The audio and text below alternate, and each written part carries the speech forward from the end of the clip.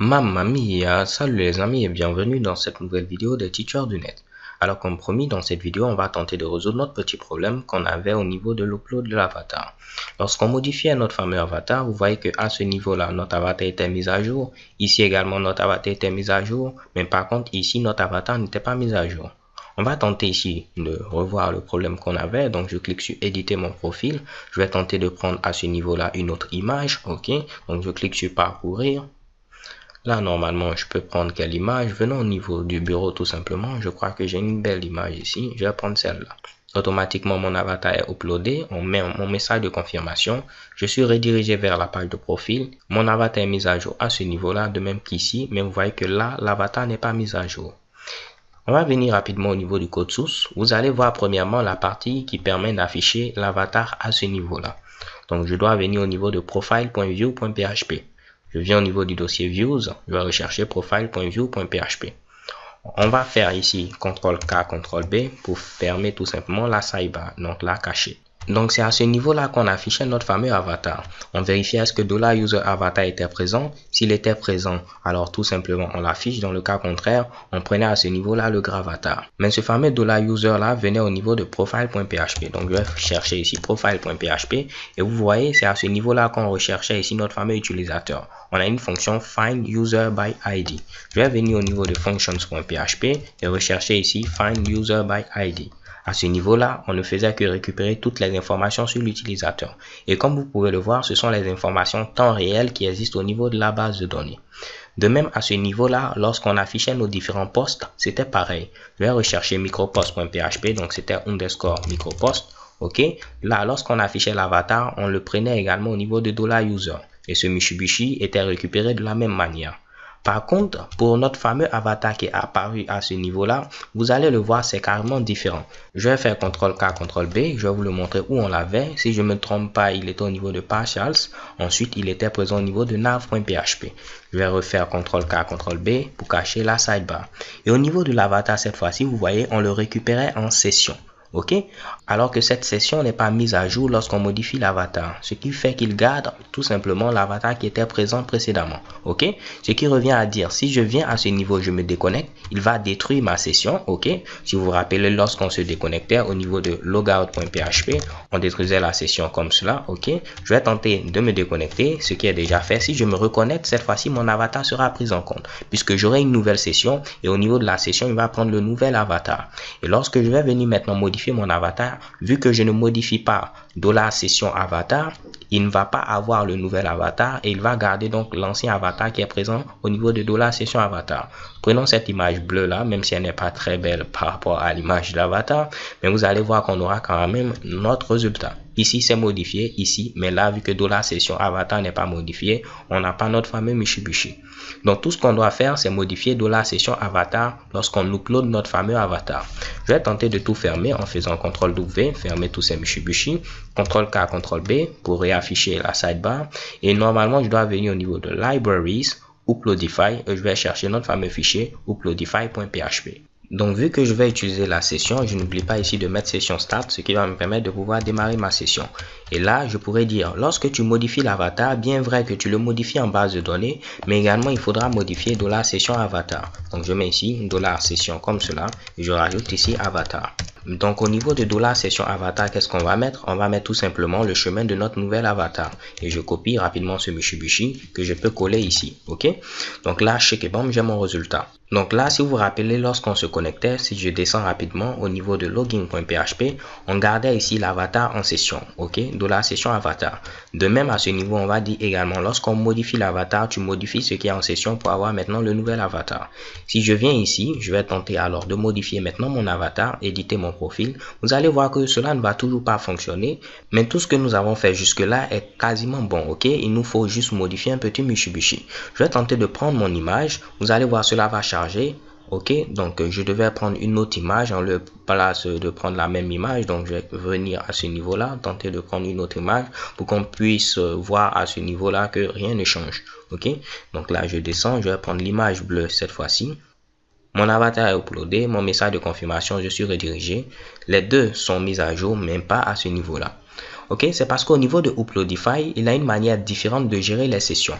On va se rendre sur uploadify.com, donc je valide à ce niveau-là. Donc une fois sur Uploadify, je vais cliquer sur Sudocs pour voir tout simplement la documentation.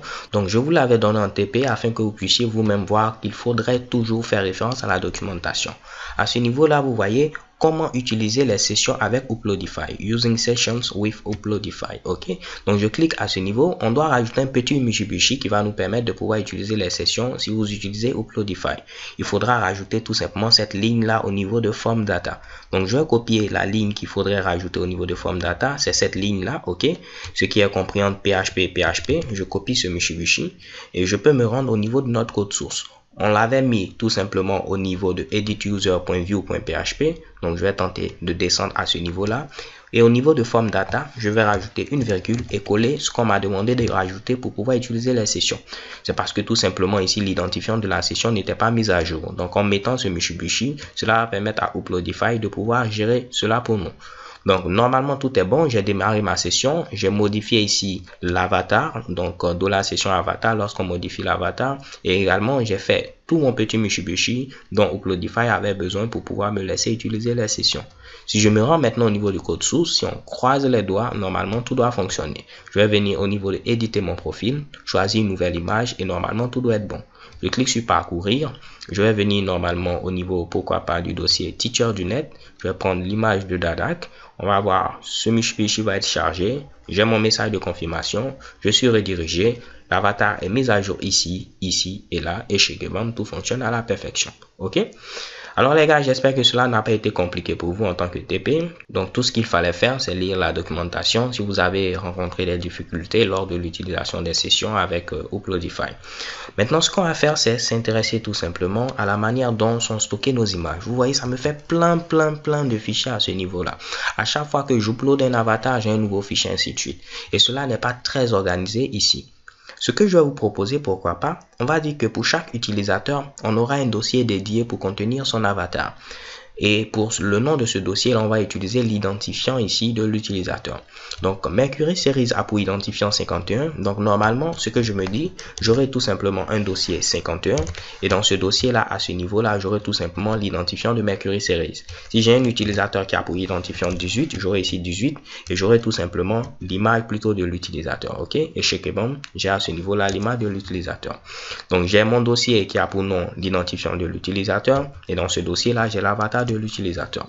OK, donc je vais supprimer tout ce qui est présent à ce niveau là. Donc normalement je ne dois plus avoir d'avatar. Si je viens ici, je vais tenter d'actualiser la page, rien ne va s'afficher puisque mon fichier a été supprimé. Ce que je vais faire, c'est faire une petite modification. Je viens de penser à celle-ci. Au niveau de uploadify.php, vous voyez que j'ai déjà target folder qui contient ici notre chemin de destination. Donc je vais copier target folder et en lieu et place de me répéter à ce niveau là, OK, je n'aurai qu'à mettre target folder et de même ici, je vais mettre ici target folder. Comme ça, si je modifie target folder, automatiquement, ma modification sera prise en compte ici et ici. Mais vous voyez que il me manque maintenant un petit slash à ce niveau-là parce que précédemment, j'avais rajouté le slash après ici upload. Donc, je reviens à ce que j'ai finalement et je n'aurai qu'à rajouter mon fameux slash comme cela. De même ici, je vais mettre ici mon fameux slash. OK. Donc, si tout est bon, je tente de modifier ici mon avatar. Tout doit marcher à la perfection. Je viens à ce niveau, je vais tenter de prendre l'image de Dadak toujours. Mon avatar est uploadé et normalement, mon message de confirmation et chez Kebam, tout continue de fonctionner. Mais pour l'instant, cela ne correspond pas à ce qu'on veut. Alors pour ce faire, rien de bien compliqué, on va utiliser une fonction PHP qui a pour nom ici mkdir. Je vais venir au niveau de Google et vous l'expliquer pas à pas. Donc, j'aurai besoin de deux fonctions. Une première fonction PHP qui a pour nom mkdir qui va nous permettre de pouvoir créer notre fameux dossier. Et nous aurons besoin d'une deuxième fonction qui a pour nom ici fileExist qui va nous permettre de pouvoir vérifier est-ce que notre dossier existe déjà ou non. OK? Donc, avant de créer notre fameux dossier, on va vérifier est-ce qu'il n'existe pas déjà. S'il existe déjà, pas besoin de le créer vu qu'il est déjà présent. Mais s'il n'existe pas, alors on va le créer.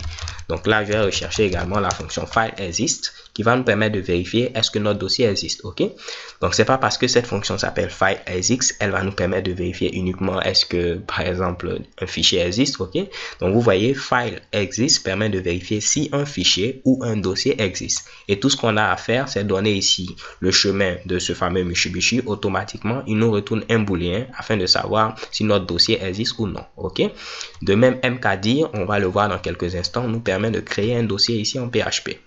Donc je vais venir rapidement au niveau de notre code. Je vais dire à ce niveau là qu'est-ce qu'on doit faire.